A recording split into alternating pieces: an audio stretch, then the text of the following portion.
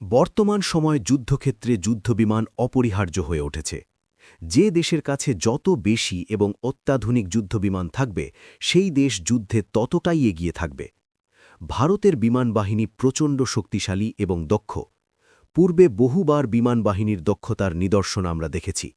তবে ভারত চাইছে এই বিমানবাহিনীকে আরও আধুনিক ও শক্তিশালী করে তুলতে।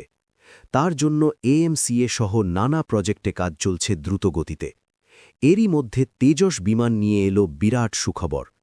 বন্ধুরা, প্রাউড বেঙ্গলি ইউটিউব চ্যানেলে সকলকে স্বাগত জানাই।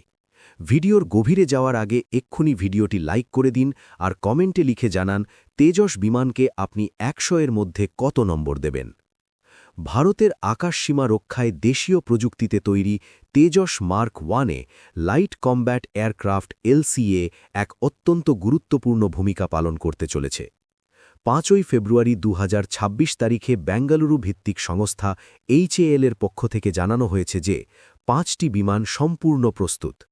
চুক্তির সমস্ত স্পেসিফিকেশন এবং আধুনিক সক্ষমতা সহ ৫টি তেজস মার্ক 1-এ বিমান এখন ডেলিভারির জন্য তৈরি। ইঞ্জিনের অপেক্ষায় ৯টি বিমান। আরও ৯টি বিমানের কাঠামো এবং অভ্যন্তরীণ কাজ শেষ। এগুলো ফ্যাক্টরিতে রাখা আছে এবং মার্কিন কোম্পানি জেনারেল ইলেকট্রিকের থেকে ইঞ্জিনের সরবরাহ পেলেই এগুলি উড়ানের জন্য প্রস্তুত হয়ে যাবে। জিই এর থেকে সরবরাহ। এইচএএল এখনও পর্যন্ত ৫টি ইঞ্জিন পেয়েছে। যদিও সরবরাহ কিছুটা বিলম্বিত হয়েছিল, তবে বর্তমানে পরিস্থিতি ইতিবাচক এবং ভবিষ্যতে নিয়মিত ইঞ্জিনের যোগান পাওয়া যাবে বলে আশা করছে সংস্থাটি। ডেলিভারি কেন বিলম্বিত হচ্ছে? বিমানবাহিনীর হাতে এই বিমানগুলো ২০২৪ সালের মার্চ মাস থেকে আসার কথা থাকলেও মার্কিন সংস্থা জিই এরোস্পেসের F404 ইঞ্জিন সরবরাহে বিলম্বের কারণে পুরো প্রক্রিয়াটি কিছুটা পিছিয়ে গেছে। গত বছর ভারতের প্রতিরক্ষামন্ত্রী রাজনাথ সিং মার্কিন প্রতিরক্ষা সচিবের সঙ্গে এই বিষয়ে আলোচনা করেছিলেন যাতে সরবরাহের গতি বাড়ানো যায়। তেজস মার্ক 1-এ এর গুরুত্ব। বর্তমানে ভারতীয় বিমানবাহিনীর স্কোয়াড্রন সংখ্যা কমে ৩০-এ দাঁড়িয়েছে, যেখানে অনুমোদিত সংখ্যা হওয়া উচিত ৪২। তেজস এই ঘাটতি পূরণে গুরুত্বপূর্ণ। ১. উন্নত সক্ষমতা। এটি একটি সিঙ্গল ইঞ্জিন মাল্টিরোল ফাইটার, যা উচ্চ ঝুঁকিপূর্ণ এলাকাতেও আকাশ প্রতিরক্ষা বা এয়ার ডিফেন্স এবং স্ট্রাইক রোলে পারদর্শী। ২. দেশীয় প্রযুক্তির ছোঁয়া।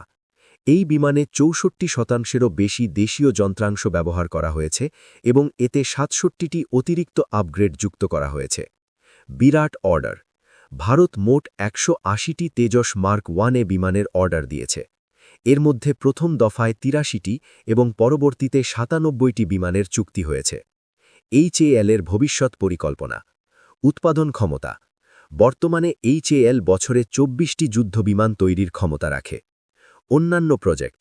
তেজসের পাশাপাশি এইচএএল এখন দেশীয় multirole helicopter IMRH, Tejas mark 2 এবং পঞ্চম প্রজন্মের স্টেলথ ফাইটার AMC-এর মতো কৌশলগত প্রোগ্রাম নিয়ে কাজ করছে।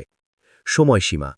সংস্থাটি আশাবাদী যে চলতি অর্থবছরের মধ্যেই বিমানবাহিনীর হাতে প্রথম ব্যাচের বিমানগুলো পৌঁছে যাবে এবং ২০৩৩ সালের মধ্যে ১৮০টি বিমানের পুরো অর্ডার সরবরাহ করা সম্ভব হবে।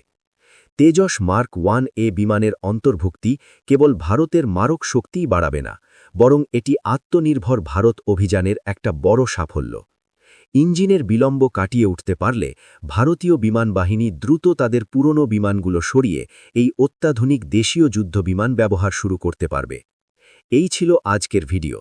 আশা করি এই ইনফরমেটিভ ভিডিওটি আপনাদের ভালো লেগেছে। ভিডিও সকলের সাথে শেয়ার করে দিন। আজ এই পর্যন্তই। ধন্যবাদ।